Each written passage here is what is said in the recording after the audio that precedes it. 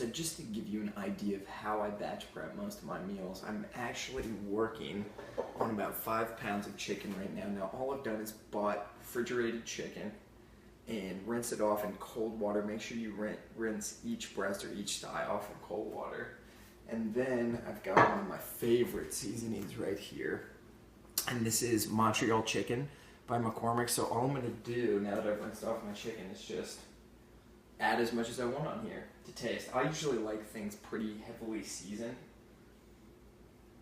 And so I'll go ahead and sprinkle on as much as I want. And then what I'll do is I'll just cover it with the lid right here. And I've got my crock pot over in the corner. So just set it in the crock pot.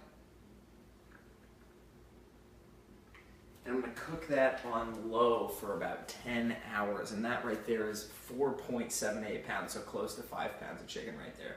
And when it's done, I usually just shred it up. I'll load it into a Tupperware and keep it in the fridge for the week.